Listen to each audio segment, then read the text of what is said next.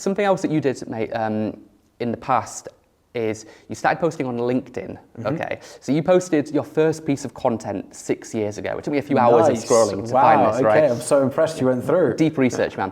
It was an ad for a writer job at Real Sport. Nice. Right? It got 11 likes. Okay. Fast forward to today, you've got tens of thousands of followers, you've got posts that have got hundreds of thousands of likes, comments, engagements, right? You are a LinkedIn celebrity, right? To excuse the cringe in there, right? What advice would you give to people that want to go on that journey of building out their personal brands? You know, they're getting 11 likes like you did, and then they want to get hundreds of thousands. Give us the secrets. How do you do that? I guess there two things are, one, authenticity. Yeah. Right. If you are trying to peddle something that actually you don't know much about, it's not going to land. Yeah. So, for example, if you're an early stage founder, don't post about what it's like to be on the founder journey as if you've got experience. Sure. Build in public. You know, be totally transparent about what you're learning, what you're doing, but it's got to be authentic. Document. 100%. We all know these LinkedIn advisors who, and for a while they really took over LinkedIn. Yeah. But people peddling absolute shit when it was clear they had zero understanding, zero interest, zero experience within what they're talking about. Yeah. And I think the algorithm took a while to catch up, but now it's very, very clear that if you're going to talk about a subject, you have to have authority on it. Yeah. The only way to have authority is to have lived experience. So be real about where you are. The other thing is trial and error. You know, there are many things that we did that, you know, we tried on social, on, you know, Real Sports side, from social channels for the company, my own personal channel, that I try loads of different things. Sometimes it works, sometimes it doesn't. And also have thick skin, right? I think I'm going to add one more. Have thick skin, and also just remove your ego. Yes. Because people are scared of being judged. And I understand it, right? It's a very, very evolutionary thing that we have learned that if you stick out, it can be a very, very negative situation for you. If you exit the group, you're hunting for yourself, you're protecting yourself, you're having to eat and feed yourself in that way, you've got no protection. So people are naturally inclined to not want to stick out.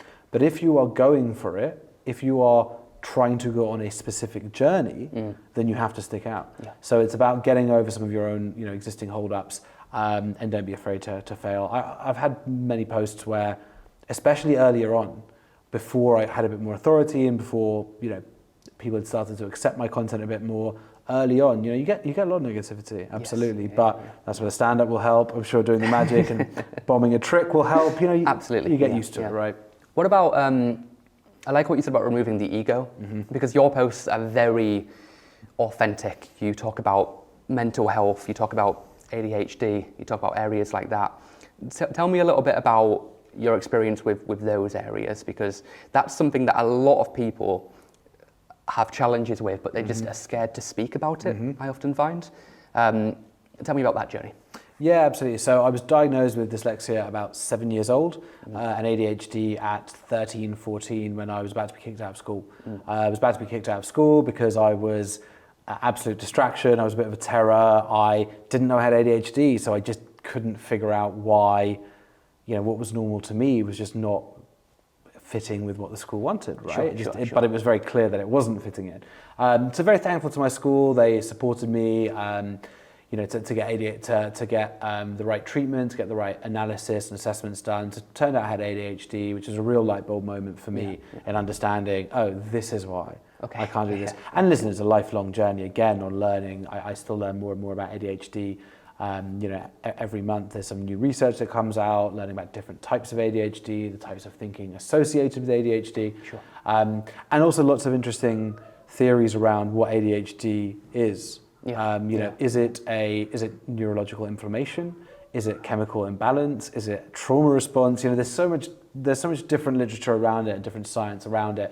But ultimately, I think it's something which affects a lot of people, and a lot of people are undiagnosed in this. I also think we live in a world that has created attention deficit in all of us. Right? TikTok, man. 100%. I mean, try and get most people to sit in a room quietly with their thoughts for 3 minutes without their phone. I love meditation, but it can be so hard. I do it every morning for 20 minutes, but it's so hard to do sometimes. But it takes a long time to build to that. And I think one of the things that I found meditation, I think we've both been meditating for quite a few years now, is you actually realize how busy your mind is, right? It's not about, I mean, obviously we try to relinquish ourselves from being, having our thoughts controlling us. But just when you sit down in that moment, you realize there are 10 million things in my mind and it just needs a bit of a clear out. But yeah, in terms of the mental health side of things, being on a massive journey on that part, was really depressed for a very long time, was in a bad way, sort of 6-7 years ago, around the time we were selling Real Sport and the 6-7 months leading up to that. Was really, really difficult for me. And then I started the therapy journey, started doing lots of different types of therapy. I found psychedelic assisted therapy to be really, really beneficial for myself. So yeah, look, it's a journey. We all go through it, right? No one has it all figured out. We're all going through this muddle of life, trying to understand our place in it, trying to understand what we're supposed to be doing, dealing with various things from childhood that impact all of us in different ways. It's not, even if you had a not objectively traumatic childhood, there will still be things that we're all dealing with and hang-ups that we're constantly exploring. So I think having transparency around that is something that I wish I had seen when I started my founder journey. Because for sure, the first time round, I was scared to talk about ADHD, scared to talk about the mental health side of things. And now I think everyone talks about it, which is a good thing. Yeah. I think more than anything though, mate, it's like a great inspiration for people that have these challenges, and then they look at somebody like you and they go, oh fuck, if he can do this, then why can't I, right?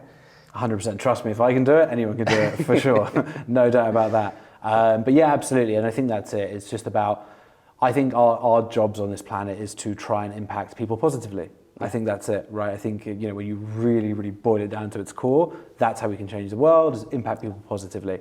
So if we have the chance to do that, and have a chance to do as much of that as possible through amplifying voices, like you do on this podcast, and other people do, I think that's what it's all about. Cool. I can't top that, so we'll end on that note. That's cool.